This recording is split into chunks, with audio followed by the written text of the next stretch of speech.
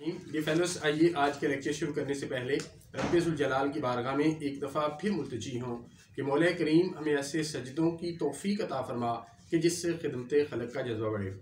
D fellows, जैसा कि आपको मालूम है कि जो सुप्रीम कोर्ट की एक लेटेस्ट जजमेंट आई with reference to the determination of the seniority of upper subordinates in police, जो सुप्रीम कोर्ट की वेबसाइट पर रिपोर्ट हुई 2023 SCP पेज 37 जो कि वेब का है, उस हवाले से जब लेक्चर रिकॉर्ड किया तो उसके बाद बहुत सारे क्वेश्चन दोस्त अहबाब की तरफ से आए। उनमें से जो मेन दो क्वेश्चन आए वो ये आए कि जो कयूम नवाज जजमेंट को ऑनरेबल कोर्ट ने, इस जज ने 2 जजेस पर मुश्तमिल जज साहबान ने उसको प्रेसिडेंट मानने से इनकार किया है, तो वो भी 2 जजेस पर मुश्तमिल जजमेंट है और ये भी 2 जजेस पर मुश्तमिल जजमेंट है। तो 2 जजेस की जजमेंट को कैसे इस तरह से रिजेक्ट कर सकते हैं। दूसरा क्वेश्चन जो सामने आया वो ये आया कि पुलिस ऑफिसर्स जो हैं ये भी सिविल सर्वेंट हैं और इनकी जो सीनियरिटी का तयन है ये सिविल सर्वेंट एक्ट 1974 और सिविल सर्वेंट जो रूल्स हैं appointment and conditions of service rules 1974 उनके तहत इनका तयन क्यों नहीं होता। तो डी फेलोस, इन दोनों सवालात के जवाबात हम सुप्रीम कोर्ट की जजमेंट्स की रोशनी में लेंगे। पहले मैं आपके सामने ये बात रख दूं कि इस जजमेंट के मुतल्लिक जो ऑनरेबल कोर्ट ने अभी जो जजमेंट है उसके अंदर ऑब्जर्वेशन ये दी कि ये जो कयूम नवाज जजमेंट है ये मेयर लीव रिफ्यूजिंग ऑर्डर है। सेकेंडली उन्होंने कहा कि इसके अंदर कोई भी क्वेश्चन ऑफ लॉ जो है वो अंडर डिस्कशन नहीं आया, डिटर्मिन नहीं हुआ। और तीसरा ये कहा कि कोई भी प्रिंसिपल जो है वो ले डाउन नहीं किया गया, इसलिए ये जजमेंट जो है वो एप्लीकेबल थी to the extent of the parties which were before the court in that matter, जबकि इसकी जनरल एप्लीकेशन नहीं होगी। डी फेलोस, अब ये बात दुरुस्त है कि ये जजमेंट जो थी कयूम नवाज ये भी 2 जजेस पर मुश्तमिल बेंच की थी और ये जो जजमेंट आई है ये भी 2 जजेस पर मुश्तमिल बेंच की है। तो डी फेलोस, इस हवाले से ये बात करना चाहूँगा कि ऑनरेबल कोर्ट ने अपनी इस जजमेंट के अंदर एक और जजमेंट का रेफरेंस दिया जो कि बड़ी मटीरियल है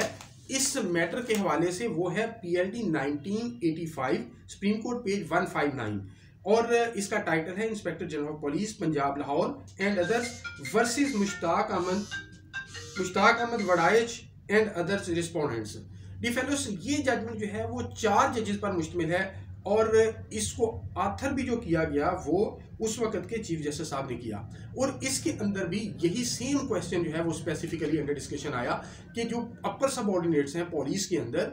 उनकी जो सीनियरिटी है उसका तयन कैसे होगा। क्या ये तयन जो है वो पुलिस रूल्स के 12(2)(3 जो रूल एक्सप्लेन किया गया ये लेटेस्ट जजमेंट के अंदर, या कि सिविल सर्वेंट एक्ट का जो सेक्शन है 7 सबसेक्शन 2 और उसके जो रूल्स हैं 1974 के रूल 8(1) और उसका B इसके तहत होगा। ये फेलोस, इसके अंदर ये जो सिविल सर्वेंट एक्ट का रूल है 7, इसको आपके सामने रखना चाहूंगा कि इसके अंदर ये बात दुरुस्त है कि ये बात की गई कि जो सीनियरिटी है सिविल सर्वेंट की वो from the date of appointment से होगी। इसकी रेलेवेंट वर्डिंग मैं आपके सामने रखता हूं। इसके अंदर 7(2) ने कहा seniority in a post service or cadre to which a civil servant is promoted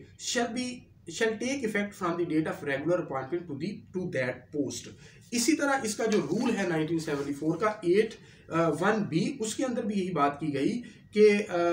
shall rank senior to the persons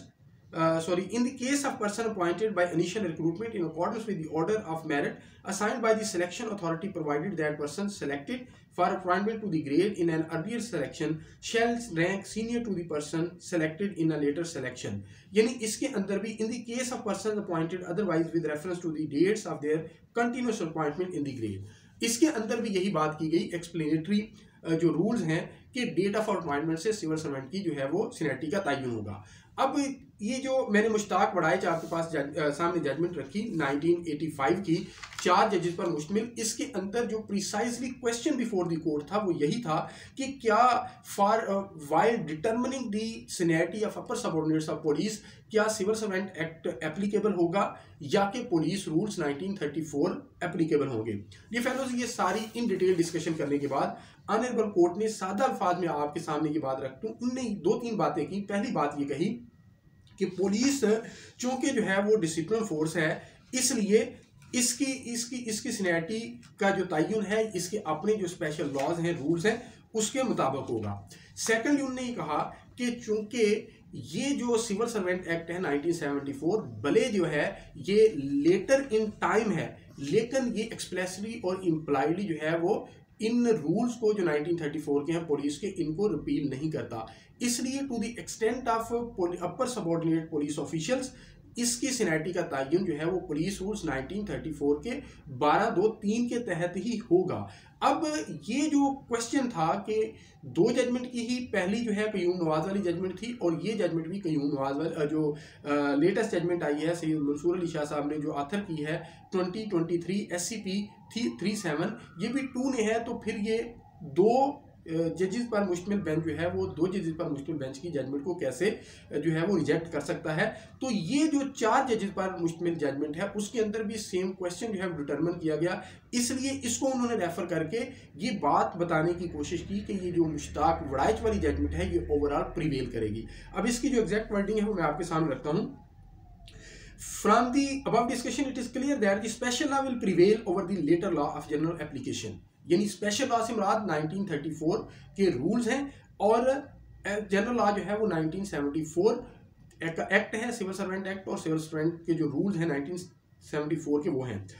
Therefore, Rule 12(2) of the Punjab Police Rules 1934 will provide the criterion for determining the seniority of subordinate ranks of the police as from the dates of their confirmation and not from the dates of continuous appointment in the grade as laid on in Rule 8(1)(b) of the Punjab Civil Servants Appointment and